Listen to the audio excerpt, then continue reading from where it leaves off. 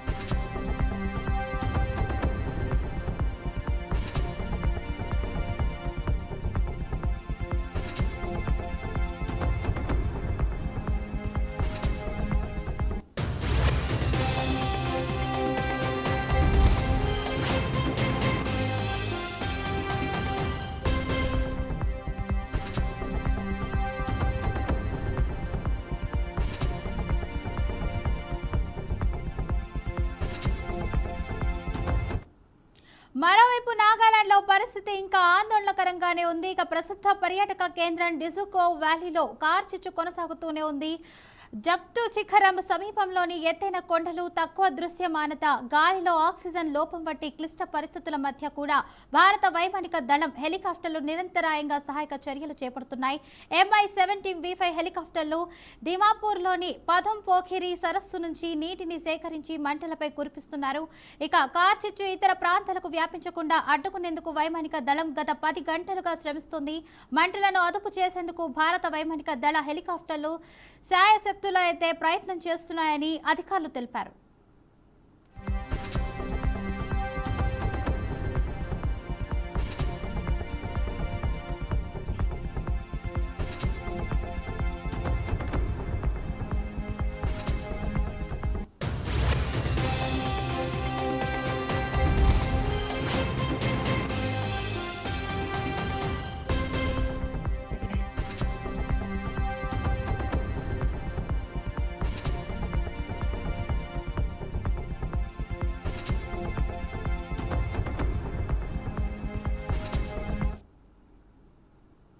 ఆంధ్ర రాష్ట్రాన్ని కుదిపేసిన నకిలీ మద్యం కేసులో కీలక పరిణామం చోటు చేసుకుంది. ఈ కేసులో నిందితుడు సుదర్శన్ కు విజయవాడ 6వ అదనపు judicial first class magistrate court bail మంజూరు చేసింది. ఇబ్రహీంపట్నం, ములకల చెరువు కేంద్రాలుగా నకిలీ మద్యం తయారు చేసినట్లు ఆయనపై ఆరోపణలున్నాయి. ప్రస్తుతం రిమాండ్ ఖైదీగా జైలులో ఉన్న సుదర్శన్ కు ఇరు పక్షాల వాదనలు విన్న అనంతరం కోర్టు షరతులతో కూడిన బెయిల్ ఇచ్చింది.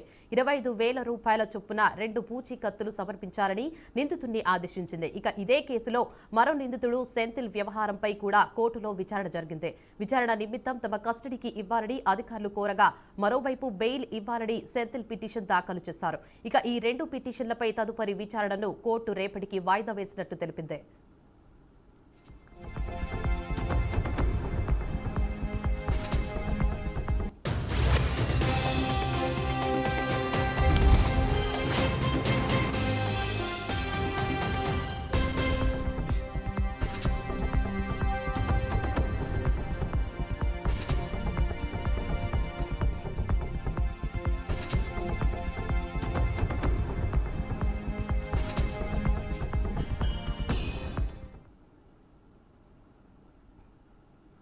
కామారెడ్డి జిల్లా బాన్సువాడలో సినీ పక్కీలో చోరీ జరిగింది. తాడ్కోల్ రోడ్లో గల రిలయన్స్ మార్ట్ వద్ద పార్కింగ్ చేసిన కారు అద్దాలు పగలగొట్టి అందులోని 8 లక్షలు గుర్తు తెలియని దుండగులు ఎత్తుకెళ్లారు.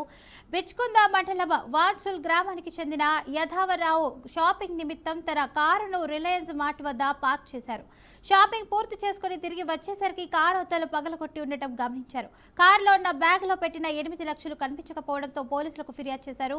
పోలీసులు ఘటనా స్థలానికి చేరుకొని పోలీసులు సీసీ ఫుటేజ్ ఆధారంగా దర్యాప్తు చేపట్టారు. ఇలాంటి వరుస సంఘటనలు బాన్సువాడలో చోటు చేసుకుంటున్న కేసులు కొలిక్కి రావడం లేదని జిల్లా వాసులు వాపోయారు. హస్బుల్ గ్రామం బిచ్కుంద మండలం.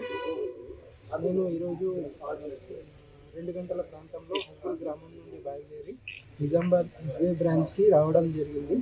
నా కొంత అవసరాల నిమిత్తం మరియు కొంత హాస్పిటల్ పర్పస్ మనీ పంపడానికి 8 lakhs అనేది చెక్ ద్వారా నేను అమౌంట్ విత్డ్రావల్ చేయడం జరిగింది ఎస్బీఐ బ్యాంక్ మెయిన్ బ్రాంచ్లో. దీని తర్వాత నేను విత్డ్రావల్ చేసుకున్న తర్వాత నేను రిలయన్స్ మార్ట్ దగ్గర కొద్దిగా ఆపి ఒక 10 నిమిషాలలో షాపింగ్ చేసుకొని ముగించుకొని వచ్చేంత వరకు ఆ బ్యాగ్ వెనక డోర్లో నుండి బ్యాగ్ తీసుకొని ఎవరు వెళ్ళిపోయారు.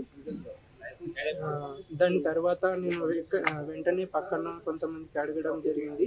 ఆ తర్వాత పోలీస్ స్టేషన్లో కంప్లైంట్ కూడా ఇవ్వడం జరిగింది డిఎస్పీ సార్కి. సో అది ఎంక్వైరీ చేయాలని ఎంక్వైరీ చేసి నా డబ్బులు ఇప్పించాలని నేను కోరుకుంటున్నాను. నాది బాన్స్వాడలో ఈరోజు యాదవరావు ఎస్బీఐ బ్యాంక్ పోయి 3 గంటల ప్రాంతంలో తన అవసరాల నిమిత్తం డ్రా చేసుకున్నాడు. తర్వాత రిలయన్స్ దగ్గర పోయి షాపింగ్ చేద్దామని చెప్పి కారు బయట పార్క్ చేసి షాపింగ్లో పోయింది. అదే టైంలో అతను బాగా చేస్తున్న గుర్తు తెలియని దొంగలు ఆ కారు గ్లాస్ పగలగొట్టి అందులో ఉన్న 8 lakhs రూపీస్తో ఉన్న బ్యాగ్ను దొంగతనం చేసి తీసుకోవడం జరిగింది. దాని మీద కేసు రిజిస్టర్ చేసినాం. మాకు క్లూస్ ఉన్నాయి, తప్పకుండా వాళ్ళు పట్టుకున్నాం. సీసీటీవీ ఫుటేజ్ ఉంది, ఇంకా మాకు వేరే క్లూస్ ఉన్నాయి, అది తప్పకుండా తొందరగా పట్టుకుని న్యాయం. బాన్స్వాడలో ఈరోజు